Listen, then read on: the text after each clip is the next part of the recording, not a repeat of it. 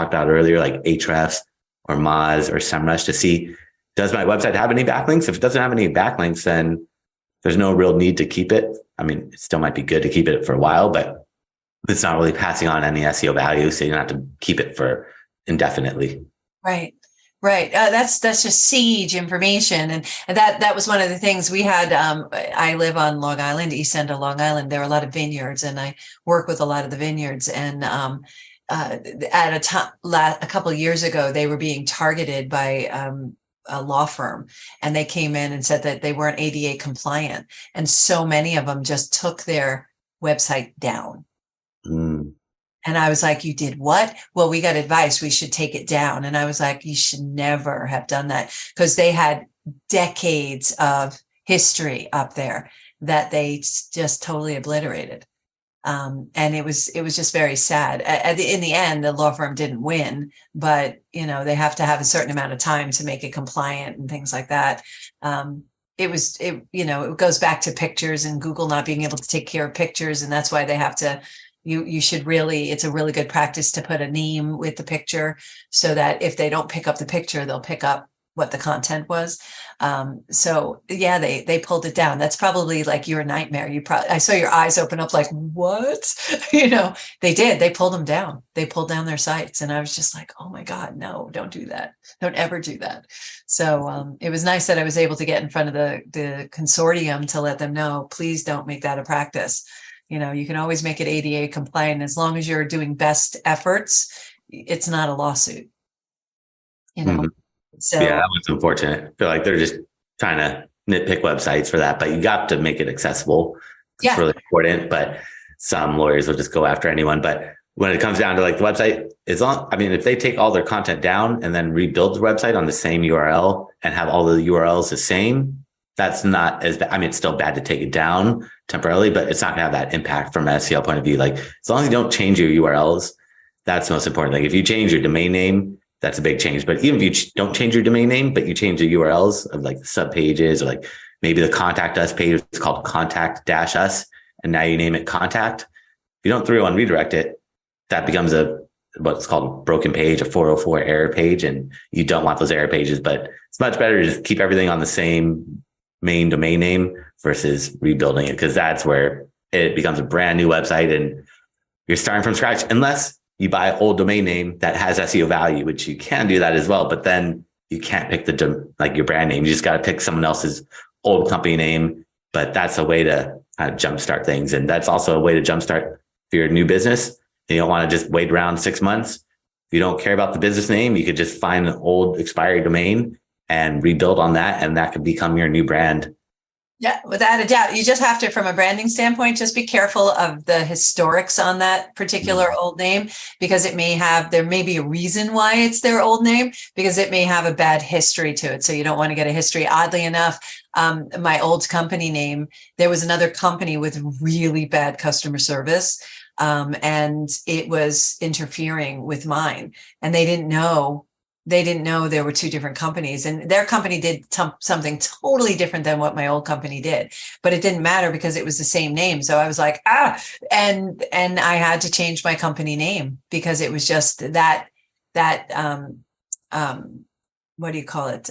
History was really negatively impacting me. So by the way, PS, we did tell them to put their website back up.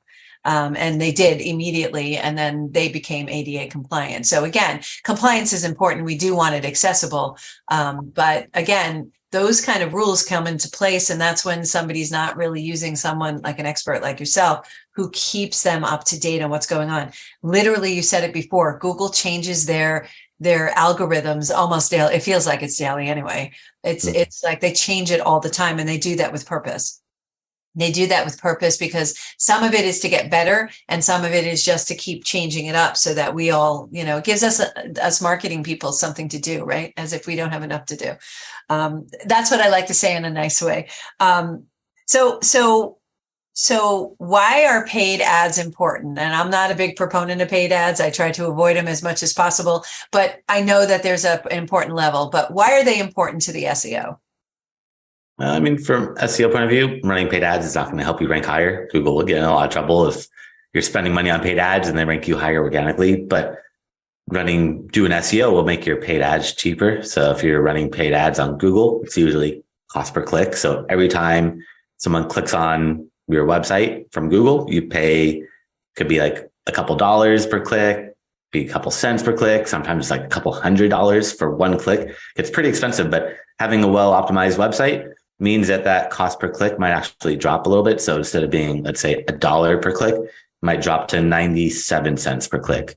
So you're saving a little bit of money, and in the long run, that's going to add up. But that's really the main benefit of doing SEO, is going to help out with the paid ads, making it a little bit cheaper. But paid ads work as long as you're making a positive return on ad spend. So as long as you're making more than you're putting in, then I would say no real need to turn off the ads. There's lots of different ads that you can run. The ones I really like is called remarketing. So anyone that goes to your website, doesn't do a specific action, follow them around. So like if you go on Amazon and you look at a product and you don't buy it, those ads will follow you around. Those work really, really well because these are all warm leads. People have come to your website. They just didn't make a purchase. Something happened where they got distracted, or maybe they're on their phone. Somebody called them, or they were trying to check out, and on the phone, it was a really long form and they just got discouraged.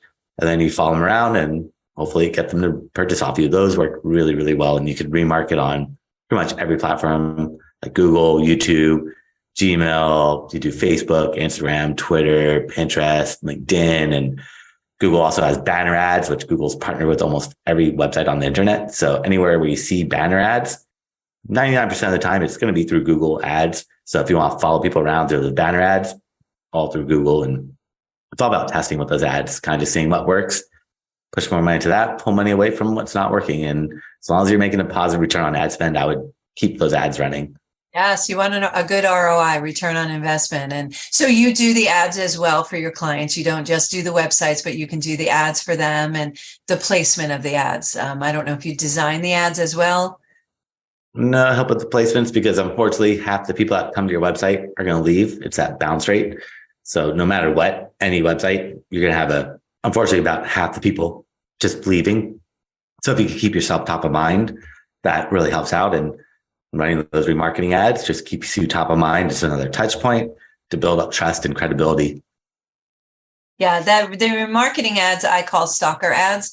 And I love that though, because like I'll put shoes in a cart or something and just abandon the cart and then go do something else. And there, poof, the shoes pop up someplace else, and poof, they're the shoes again, and poof, they're the shoes again. So I call them stalker ads. And I think they're good because they're good reminders. So when you need it, it's a good reminder. When you're looking at something you don't want to look at again, it's kind of annoying. But it's really, what it does is it knows that you had touched that.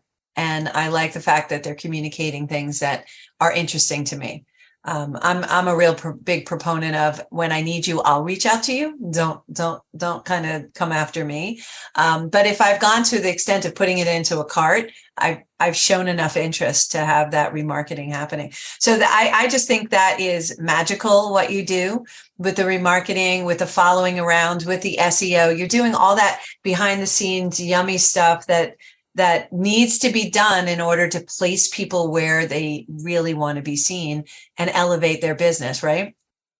Yeah, that is the main thing, is trying to get the more sales and leads without spending money on ads. But the ads do support the organic side of things, because I realized over the years, SEO just gets you traffic, but that doesn't mean they're going to make a purchase. And if you have a perfectly optimized website for conversions, it's still not going to convert all the time. So keep yourself top of mind, having multiple touch points, doing some email marketing, like trying to capture people's emails, doing social media. It all works together to just build trust and credibility, and for people to hopefully want to make that purchase eventually. What does that layer look like? So now I SEO my website. What's another layer to help boost that? Because it's a layered method is what you're talking about, by having social media, by doing blogs, by, having some banner ads if you choose to do that, by having your SEO needs to be pristine, right? You need someone like you, and you watch the SEO. When somebody hires you, you stay on to watch it and tweak it. That's the cool thing about digital, is if something's not working, you could go in there and boop, you could change the word, right? Mm-hmm. Yep. You go in there and make those changes in real time, which makes it a little bit easier, but it all works together. It's just funneling traffic to your website, whether it's from social, email, whatever it is, paid ads, everything just ultimately should go to your website. You just want people to get to your website. You could be a guest on podcasts. You could do interviews on like the LA Times or New York Times and just or get all Healthy these. Lifestyle with LA. Exactly. Is the more sites that you're on, the better. And if you get on your site or any site that's related, as long as it's related to what you're doing, that's really going to help out. So the more niche relevant it is, the better off that website's going to be to benefit you and get you targeted traffic. Yeah. Yeah. Thank you so much. So in our last minute or two, Brandon, what's your why? Why do you do what you do? I like helping people get more traffic or watching their businesses grow and succeed, and helping people spend less money on Google ads, because Google makes way too much money and they don't need you to keep spending money on ads, but definitely like helping businesses grow and watching them get to that level that they're trying to obtain.